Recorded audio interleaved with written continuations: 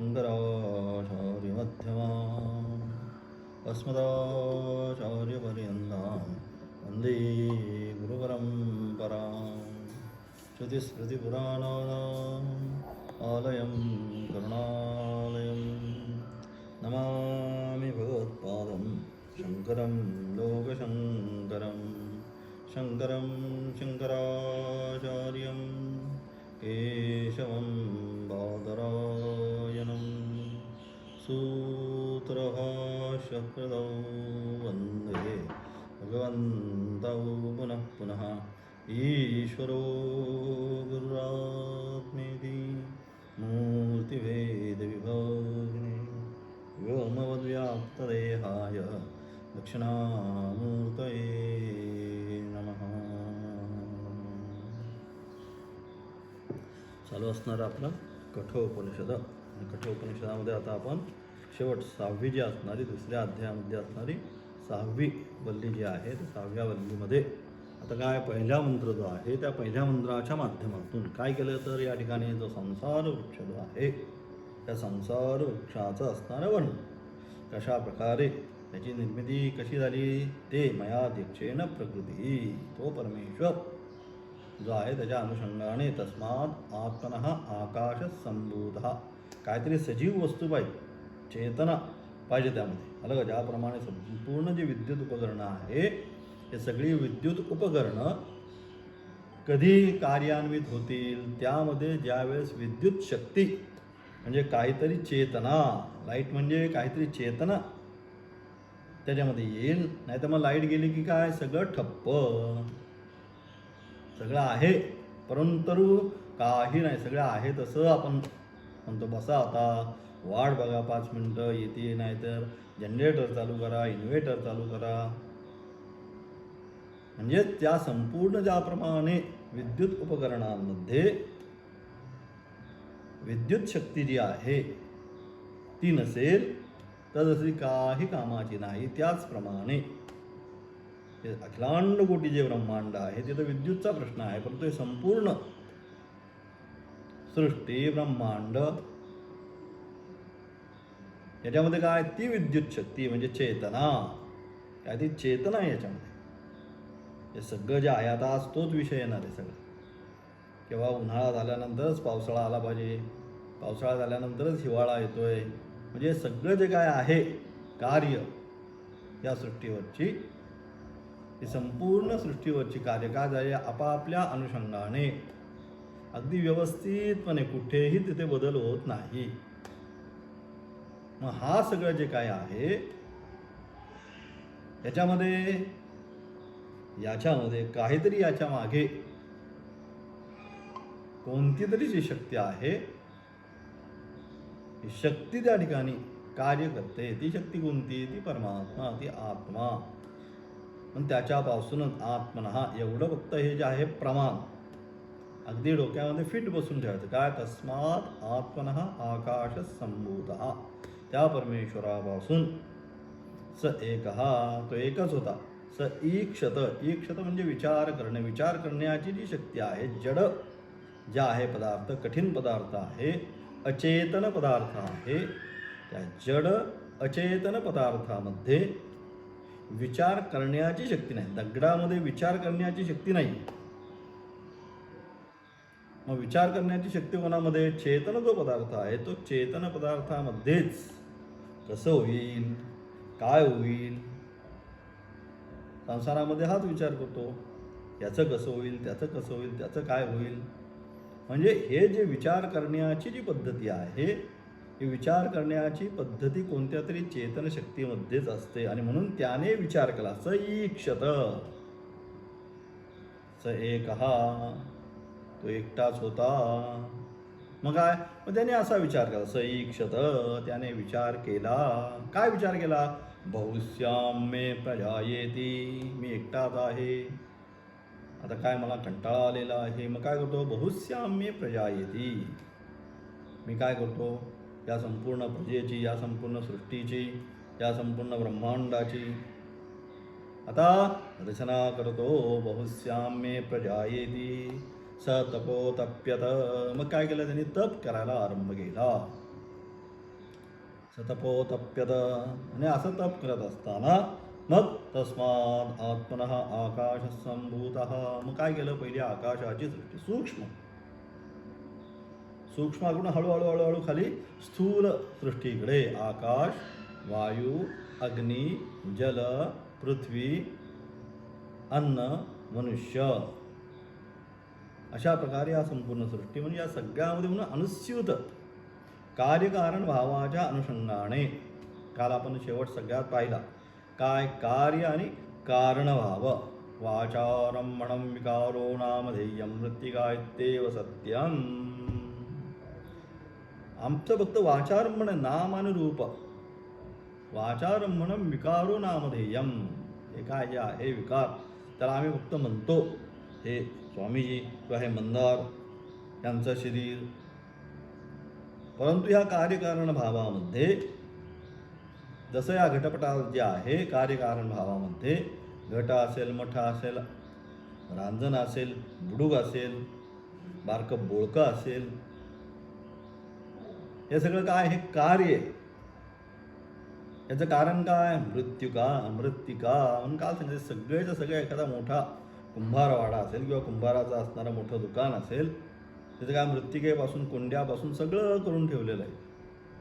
त्या मृत्तिकेचे हत्तीसुद्धा आहेत, घोडेसुद्धा आहेत, बाहुल्यासुद्धा आहेत, नानाविध डेकोरेशनचं सामान त्या ठिकाणी आहे.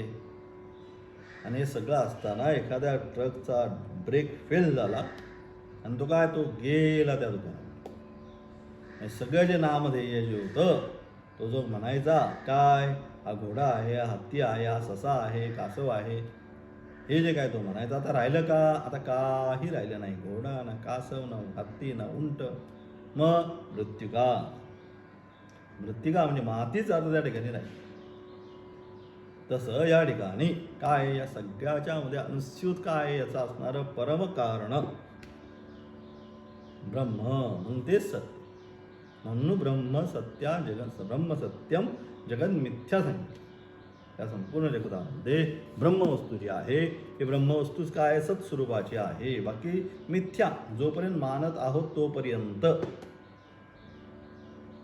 भातुकलीचा असणारा खेळ लहान मुलं खेळतात.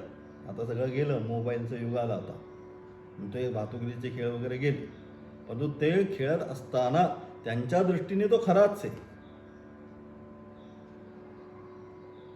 त्याप्रमाणे या संपूर्ण जगतामध्ये काय, ब्रह्मच सत्य आहे. बाकी व्यावहारिक सत्य त्याला आपण मानतो. जोपर्यंत आहे अज्ञान अवस्थेमध्ये, स्वप्नावस्थेमध्ये असणारी सत्ता ती खरीच असते. म्हणून स्वप्नामध्ये आपण सुखदुःख अनुभवतो. उठल्यानंतर आपल्याला जाणीव होते तीव्र वेदना, रे असं दिसायला नव्हतं पाहिजे रे, आज माझ्या स्वप्नामध्ये अमुक आली, ही गोष्ट कशी काय आली, ही दिसायला नव्हती पाहिजे. स्वप्नामध्येच आहे, परंतु त्याचं सुखाने दुःख अनुभवतो आपण. तसंच आहे यथा स्वप्ने तथा जागरती. त्या ठिकाणी अष्टवक्र मुनी जे आहेत त्यांनी जनकाला उपदेश केला. जनक म्हणतात मला अमुक प्रकारचं स्वप्न पडलं, त्याच्यामध्ये मी काय झालो, त्या स्वप्नामध्ये मी भिकारी झालो असं मला वाटलं. ते उपदेश करतात यथा स्वप्ने तथा जागृती. ज्याप्रमाणे स्वप्नावस्था आहे त्याचप्रमाणे ही जागृत अवस्था आहे. आपल्याला वाटतं आपण जागृत अवस्थेमध्ये आहोत, परंतु आपण आत्तासुद्धा या निशा सर्वभूतानां तस्यां जागर्ति संयमी यस्यां जागृती भूतानि सा निशा पश्यतो मुने. आपल्याला वाटते आम्ही सगळा व्यवहार करतो, पण सा निशा पश्यतो मुने हे सांगितलं. ही सुद्धा काय, ही रात्रच आहे. आपले सगळे जे आत्ता हे जागृत अवस्थेमधले जे व्यवहार आहेत हे सुद्धा कशाच्या समान आहेत, हे सगळेच्या सगळे स्वप्नावतच आहेत. पश्यतो मुने, हे जो ज्ञानी आहे त्या ज्ञानीच्या दृष्टीवर हे सगळं जे आहे चाललेलं हे सुद्धा काय आहे, हे सर्वच्या सर्व स्वप्नवतच आहे. म्हणून त्या ठिकाणी ते मुनी उपदेश करतात. काय म्हणतात, यथा जाग्रतो तथा, ज्याप्रमाणे यथा स्वप्ने तथा जाग्रतो, ज्याप्रमाणे स्वप्न अवस्था आहे त्याप्रमाणेच ही जागृत अवस्था आहे असा उपदेश त्या ठिकाणी अष्टवक्र मुनी जनकराजांना करतात. म्हणून हे सगळं जे काय आहे स्वप्न मात्र आहे हे जाणून मग ते जे ब्रह्मतत्व आहे ते जाणण्याचा प्रयत्न आपण करायचा. आणि म्हणून कारणाकडे जायचं. कार्यामध्ये काय होतं, आपण सगळे जे आहोत ते कार्यामध्ये संलग्न झालेलो आहोत. का कार्यामध्ये संलग्न झालं? अज्ञान. त्याला म्हणजे आपला दोष पण म्हणायचा ना, आपला असणारा अज्ञान. अनेक एक जन्माचं एका जन्मजन्मांतरामध्ये केलेली जी काय आहे कर्म, त्याचा असणारा परिपाक अज्ञान अवस्थेमध्ये त्याने मोहित होऊन आपण सगळे हे काय आहोत, अज्ञानामध्ये आहोत. म्हणून आपण काय बघतो, कार्यच पाहतो, जगतच पाहतो. परंतु त्या जगताचा असणारा स्वामी मुख्य कोण आहे हे पाहण्याचा प्रयत्न जो आहे तो होत नाही. मग तो कोणाचा होतो? पूर्वपुण्याईने. आता काही कारणास्तव त्याचा असणारा पुण्य संचित फलित झालं, बहुसुकृताची जोडी. म्हणूनही विठ्ठल आवडी. काय ते सुकृत जागृत. जन्मोजन्मी आम्ही बहु पुण्य केले. ज्यावेळेस पुण्य जागृत होईल त्यावेळेसच आपल्याला अशा प्रकारे हे सगळं ऐकायचं, श्रवण करण्यासाठी सुद्धा तुमचं सुद्धा आता काहीतरी पुण्य आहे त्यामागे. सकाळी उठायचं, उन्हाळा असेल पावसाळा असेल 7-7:30ला तयार व्हायचं आहे, बसायचं आहे, अर्धा 1-पाऊण तास ऐकायचं आहे. हा ब्रह्मयज्ञ आहे. पंचमहायज्ञ जे आहेत, पंचमहायज्ञामध्ये पहिलं ब्रह्मयज्ञाला स्थान दिलं. ब्रह्मयज्ञ, नंतर देवयज्ञ, म्हणून पहिला यज्ञ हा आहे. आणि अशा प्रकारे हा जो ब्रह्मयज्ञ हा केल्यानंतर मग बाकीचे यज्ञ, आध्यात्मिक विचारांची देवान घेवान, हा ब्रह्मयज्ञ. त्यानंतर जाईल मग देवयज्ञ करेल, मग पितृयज्ञ करेल, मग भूतयज्ञ करेल, आणि मग शेवटचा असणारा अतिथी यज्ञ. पंचमहायज्ञ जे सांगितले ते हे त्याच्यामधला असणारा सर्वात प्रमुख ब्रह्मयज्ञ, ब्रह्मविचाराची असणारे देवान घेवान. हे सुद्धा ऐकण्याकरता सुद्धा काहीतरी पूर्वसंचित असेल. त्याशिवाय अगदी बरोबर उठलं पाहिजे, आलं पाहिजे. आज 3-4 वर्ष झालं सातत्याने ऐकलं पाहिजे. आणि यासाठी सुद्धा काय, काहीतरी आपलं सुकृत, काहीतरी पुण्य फलत होतं. त्याच वेळेस हा विचार ऐकण्याची पात्रता निर्माण होते. आणि म्हणा अशा अनुषंगाने या सर्वाचा सारासार विचार काय, तर जे कार्य आहे, कार्यस्वरूप जे जगत आहे याच्यामध्ये मग्न न होता जे कारण आहे ब्रह्म, ते जाणण्याचा आपण प्रयत्न या ठिकाणी केला पाहिजे. अशा अनुषंगाने या ठिकाणी काय म्हणतात, आता दुसरा असणारा जो मंत्र आहे त्या दुसऱ्या मंत्राचं किंचित असणारं त्यात पूर्वीचं असणारं भाष्य काय म्हणतात, दुसऱ्या मंत्राच्या पूर्वी या ठिकाणी म्हणतात, काय म्हणतात, ज्या ब्रह्माच्या ज्ञानेने मोक्ष मिळतो. या ठिकाणी असणार भाष्यारंभ आक्षेप किंचित. आक्षेप काय करतात, शंका घेतात म्हणा. काय म्हणतात, ज्या ब्रह्माच्या ज्ञानाने मोक्ष मिळतो असे सर्व जगताचे कारण जे ब्रह्म ते नाहीच. तुम्ही जे म्हणताय ना ब्रह्म ब्रह्म ब्रह्म, कुठे आहे ब्रह्म, दाखवा बरं. असं जर म्हटलं तर काय आपण दाखवू शकतो का? आता तुम्ही जरी मला म्हटलात, महाराज स्वामीजी आपण किती आता 2 वर्ष ब्रह्म, 3 वर्ष झालं ब्रह्म ब्रह्मच चाला, तर ब्रह्म दाखवा असं जर म्हटलात तर ते जगताचे कारण ते ब्रह्म नाहीत. हे सर्व जगत असदापासूनच उत्पन्न झालेले आहे असंच म्हणतात.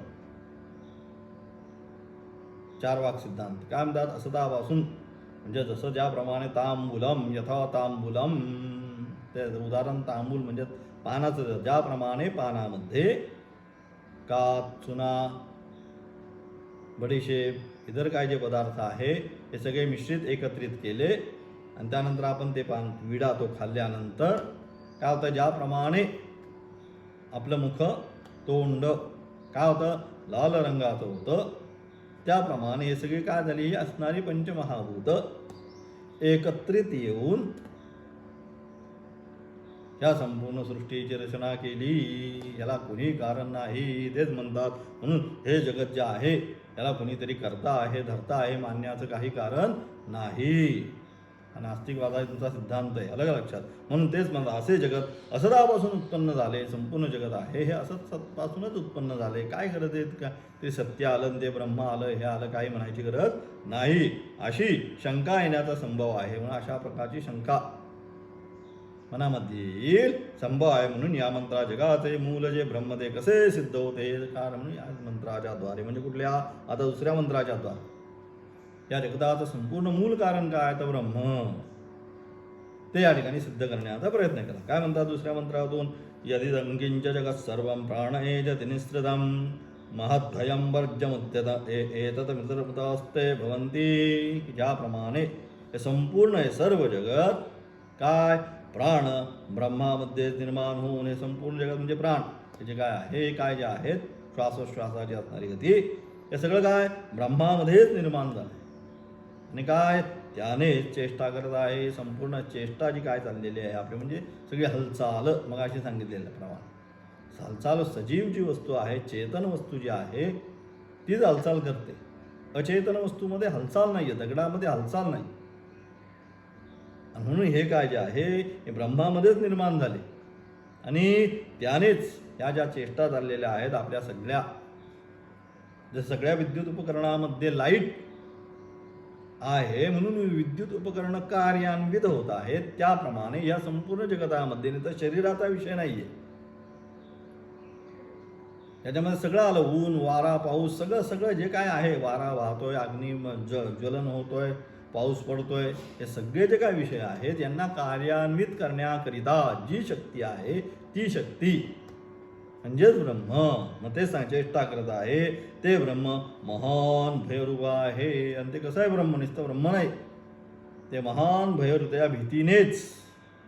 कसं, हातात घेतलेल्या वज्राप्रमाणे. हातामध्ये एखादा जो घराचा स्वामी किंवा जो मालक असतो, तो अनेक जे काय आहे नोकर त्यांच्या घरामध्ये, त्यांना काय आपापल्या कामामध्ये उद्युक्त करण्याकरिता ज्याप्रमाणे हातामध्ये एखादी काठी दंड काहीतरी घेतो, त्याप्रमाणे हे ब्रह्म काय हातामध्ये वज्र घेऊन काय हे सगळे जे काय आहे पंचमहाभूता, हे काय जे काय आहे या जगतामध्ये, या सर्वांना आपापल्या कार्यामध्ये कार्यान्वित करतो.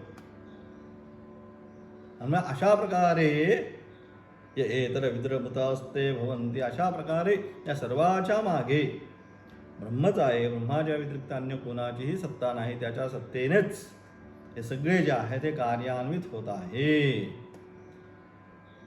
अशा प्रकारे जो जाणतो तो काय, तो अमृतत्व प्राप्त करून घेतो. या सगळ्याचं मागचं मूलभूत कारण ब्रह्मच आहे, ब्रह्माच्या व्यतिरिक्त अन्य काही नाही. अशा प्रकारे जो जाणतो तो अमृतत्व प्राप्त करतो. अव्यक्तादी स्थावरांत चराचर, अव्यक्त म्हणजे माया, काय म्हणतात आचार्यांचं असणारं भाष्य, यद विज्ञानात अमृता भवन्ति इति उच्यते. जगतः मूलं तदेव नास्ति ब्रह्म असत् एव इति निःसृतम इति तन्न यदिदं किंचत. त्याचा असणारा आचार्यांचं भाष्य. आचार्य काय म्हणतात भाऊ, ज्या काय अव्यक्त आदी स्थावरांत चराचर जेवढे जगत आहे, अव्यक्त म्हणजे मायेपासून अत्यंत जडपर्यंत, दगडापर्यंत स्थावर, अव्यक्त आदी स्थावरांत चराचर जेवढे जगत आहे ते सर्व परब्रह्माच्या सत्तेनेच सर्व व्यवहारास्पद आहे. परब्रह्माच्या सत्तेनेच ते काय करतात, ते सर्वच्या सर्व व्यवहारास्पद आहे. तसेच त्या ब्रह्मापासून ते उत्पन्न झालेले आहे आणि म्हणून ते सगळेच्या सगळे जे आहेत ते कुणापासून निर्माण झालेले आहेत, ते सर्वच्या सर्व त्या ब्रह्मापासूनच हे सर्व उत्पन्न झालेले आहे. जगाचा नियमित जो व्यवहार तो सर्वज्ञ असा परमेश्वरामुळेच होतो. या संपूर्ण जगताचा असणारा जो व्यवहार आहे, हा व्यवहार कुणामुळे होतो, सकाळ होते 6 वाजता सूर्योदय होतो, बरोबर आहे. आज सूर्य कधी म्हणतो का आज रविवार आहे, सुट्टी आपण म्हणतो काय आज रविवार आहे, चला निवांत, एक क्षण निवांत म्हणतो का सूर्य कधी, तर 6 रविवार असो सोमवार असो त्याची जी वेळ आहे 6 वाजता 6 वाजून 1 मिनिट 2 मिनिटं त्याच वेळेला येतो. त्याच्यामध्ये कुठल्याही प्रकारचा भेद होत नाही. त्याप्रमाणे तसेच त्या ब्रह्मापासून उत्पन्न जगाचा नियमित जो व्यवहार तो सर्वज्ञ असा परमेश्वरामुळेच होतो.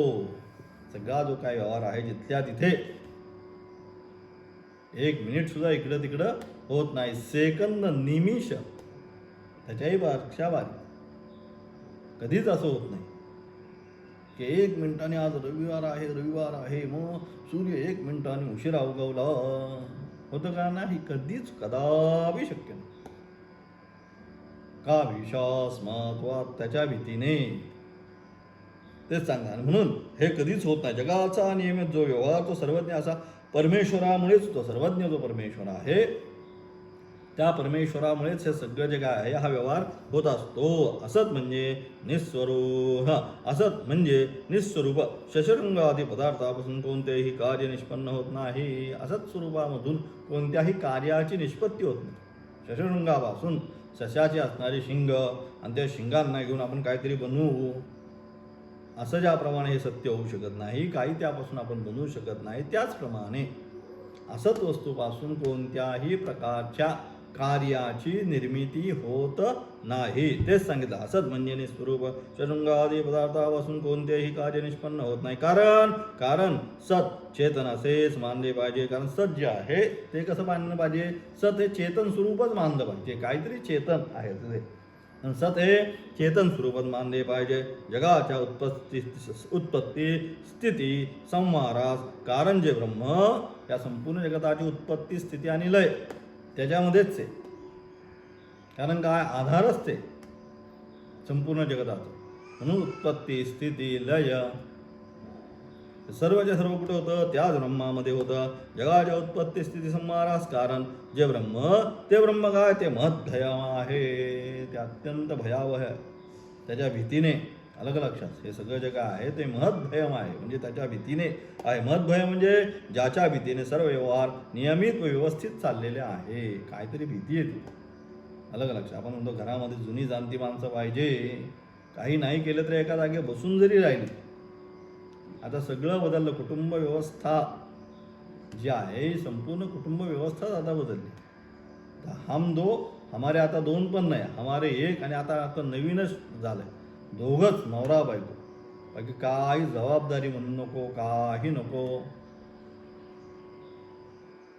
सगळी कुटुंब व्यवस्था मूलभूत भारताचा आत्मा जो आहे तो काही कुटुंब व्यवस्था. आता कुटुंब व्यवस्थेमध्ये सगळं काय झालं? जो तो आपला पहिल्यांदा सगळ्यांचं एकत्रित कुटुंब होतं. 2-4 भाऊ असले तर एकत्रित राहायचे. त्यामुळे काय सगळी जी असायची ती कामं अगदी व्यवस्थित चालायची. आता सगळ्यांवर लोडच मग कामाचा. घरामध्ये असणारे वयोवृद्ध त्यांच्या भीतीने का होईना ती सगळ्या घराची कामं जिथल्या तिथं नको ते बोलतील. हे वेळेव झालं पाहिजे, ते वेळेव झालं पाहिजे. आता ऐका बोलायलाच कोण नाही घरामध्ये. कुलूपच बोलायला, दुसरं काही नाही. कुलूप उघडलं की आत गेलं की काय असेल ते खायचं.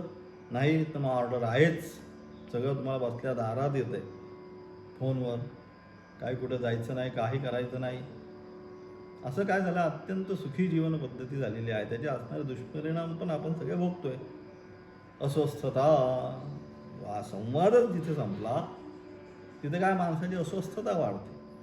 आणि अस्वस्थता वाढल्यानंतर काय होतं आहे? मग BP वाढला, अटॅक आला, अमुक आलं, तमुक आलं. का? संवाद संपला. संवाद आरंभ केला पाहिजे प्रत्येकाशी. म्हणून आपण म्हणतो तो घरात जरी बसून असले ते तुम्ही येऊन बसावं, बाकी काही करू नका. त्याच्या निश्चय असण्यानेच बरंच काही होतं. तेच सांगण्याचा प्रयत्न केला. आणि म्हणून असं जे आहे ज्याच्या भीतीने सर्व व्यवहार नियमित व्यवस्थित चाललेले आहे ते ब्रह्म काय? हे एक उद्यत वज्र आहे. ते ब्रह्म काय? उद्यत वज्र आहे. ज्याप्रमाणे एखादा राजाने हातामध्ये शस्त्र घेऊन मारण्याकरता ते वर उचलले म्हणजे सर्व नोकर लोक घाबरून त्या राजाच्या आज्ञाप्रमाणे कार्य करतात. एखादा राजा हातामध्ये एखादं शस्त्र किंवा काठी वगैरे घेऊन ज्याप्रमाणे सगळ्यांकडनं ते कार्य करतो आणि त्या भीतीने सर्व नोकर लोक आपापलं कार्य व्यवस्थित करत असतात. त्याप्रमाणे त्या राजाच्या आज्ञेप्रमाणे वागतात. त्याप्रमाणे चंद्र, आदित्य, ग्रह, नक्षत्र, तारका आदी नुसतं केवळ मनुष्य नाही तर सूर्यचंद्र आदी नक्षत्र ग्रह आदी जे काय सगळं जे आहे सगळे ब्रह्मांडच जे काय आहे ते अंडस्यांते मे लोकाः सप्तद्वीपच मेदिनी त्या ठिकाणी सांगितलं. त्या जगाला ब्रह्मांड सप्तलोकाः हे सगळे जे असणारे नवग्रह आदी हे सगळं जे काय आहे सगळं त्या ब्रह्मांडामध्ये. म्हणजे सगळं काय आहे त्याच्या भीतीने कार्यान्वित झालेला आहे. नक्षत्र, तारका आदी सर्व जगत परमेश्वराच्या आज्ञेने कोणत्याही प्रकारे क्षणभर देखील विश्रांती न घेता ही सगळी जी काय आहेत आपापल्या कार्यांमध्ये क्षणभर सुद्धा. आता आम्ही थांबलोय, असं नाही. क्षणभर सुद्धा विश्रांती न घेता का आपली कामे नियमितपणे करत असतात. असे जे सर्वांना अत्यंत भयप्रद आणि सर्वांपेक्षा मोठे असे ब्रह्म, आणि अशा प्रकारे या सगळ्यांना भयप्रद त्याच्या भीतीने सर्वजण काय करतात, आपापली कार्य करतात आणि म्हणून असं असणार ते ब्रह्म ते अर्थात सिद्ध होते. हे ब्रह्मच सिद्ध होते ब्रह्माच्याच भीतीने, त्याच्याचमुळे हे सर्वच्या सर्व कार्य या ठिकाणी आरंभित होतात. सर्व जीवांच्या ज्या प्रवृत्ती त्या साक्षी असे एक जे ब्रह्म ते माझे स्वरूप आहे. आणि म्हणून अशा प्रकारे सर्व जीवांची प्रवृत्ती त्या साक्षी रूप या सगळ्याला असणारा साक्षी, जसा सूर्य साक्षी भावाने सूर्य उगवल्यानंतर सगळे व्यवहारास आरंभ होतो, त्याप्रमाणेच ते ब्रह्मतत्व आहे. त्या ब्रह्मतत्वाच्या अनुषंगानेच सर्व व्यवहार या ठिकाणी आरंभ होतात. त्या साक्षी रूप असे एक जे ब्रह्म तेच माझे स्वरूप आहे असे ज्ञान असं असणारं साक्षी भावाने या संपूर्ण व्यवहाराचं असणारं किंवा संपूर्ण व्यवहार ज्याच्यामुळे प्रवृत्त होतात असे जे ब्रह्म तेच काय तेव्हा भिन्न नाही, ते माझे स्वरूपच आहे असे ज्यांना ज्ञान होते ते या जरण मरण रूपी संसारातून सुटतात. अशा प्रकारे साक्षात परोक्षात ब्रह्म ब्रह्मविद ब्रह्मही भवती हे ज्ञान ज्याला होतं तो हा संसार चक्र आहे. त्या संसार चक्रामधून निश्चितपणे तो काय होतो, निश्चितपणे या संसार चक्रामधून बाहेर येतो. त्याच्याच भीतीने जगत कशा प्रकारे व्यापार करतं. पुढचा मंत्र तिसरा, त्याच्या ते ब्रह्माच्या भीतीने हे संपूर्ण जगत कशा प्रकारे व्यापार करतं त्याचं असणारं उत्तर तिसऱ्या मंत्रातून दिलं. भयादस्याग्निस्तपदी भयात्तपदी सूर्य भयादिंद्रश्च वायुश्च मृत्युर्धावती पंचमः. त्या परमेश्वराच्या भीतीने काय होतं, अग्नीमध्ये उष्णता, अग्नी जो उष्ण होतो तो कोणा त्याच्यामुळेच त्याच्याच भीतीने सूर्य तापतो. त्या ब्रह्माची जी भीती आहे त्याच्या अनुषंगाने सूर्यसुद्धा त्याच्या भीतीने तापतो. त्याचप्रमाणे त्याच्या भीतीने इंद्र वायू मृत्यू हे सगळेच्या सगळं सर्वच्या सर्व जे काय आहे ते काय ते सगळेच्या सगळे त्या कोणाच्या, त्या ब्रह्मदेवाच्या किंवा त्या ब्रह्माच्या ब्रह्मदेवाच्या त्या ब्रह्माच्या भीतीनेच आपापली कार्य करत असतात. त्याचं असणारं भाष्याचार्यांचं कथम तत् भयात जगत वर्तते इति आह. आचार्य म्हणतायत का या ब्रह्माच्या भीतीने सर्व जगाची प्रवृत्ती कशी होते ते दाखवले आहे. या जगताची या ब्रह्माच्या भीतीने संपूर्ण जगाची प्रवृत्ती जी आहे कशी होते ते या मंत्रातून आम्हाला दाखवलं. ज्याच्या भीतीने अग्नी सूर्य इंद्र वायू मृत्यू हे प्रमुख देवता. अग्नी त्यावेळेला काही होणार नाही म्हणून अग्नी, नंतर सूर्य उगवलाच नाही तर काय होईल, सगळीकडे अंधकार, बरोबर सगळा अंधकारच होणार आहे. नंतर इंद्र ह्या सगळ्या देवतांना कंट्रोल करणारा देवतांचा राजा.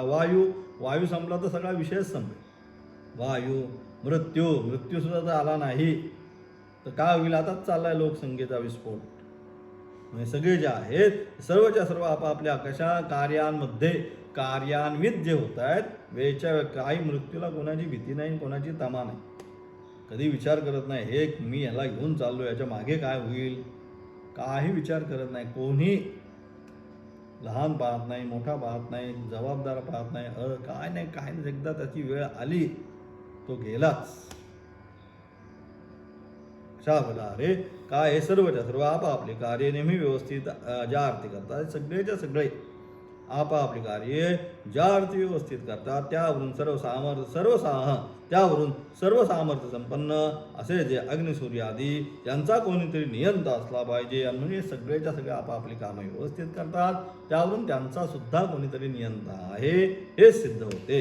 ज्याप्रमाणे व्यवहारात ज्याच्या हातात शस्त्र आहे अशा राजाच्या भीतीने सेवक लोकांची आपल्या कार्यामध्ये नियमित प्रवृत्ती होते. राजाच्या हातामध्ये असणारं शस्त्र त्या शस्त्राच्या अनुषंगाने सगळे जे सेवक वर्ग आहे तो काय करतो, आपापली कामे ज्याप्रमाणे नियमित करतो त्याप्रमाणे इथे सुद्धा ते ब्रह्म आहे त्याच्या भीतीनेच त्याप्रमाणे सर्व जगाचा शासक कोणीतरी असला पाहिजे.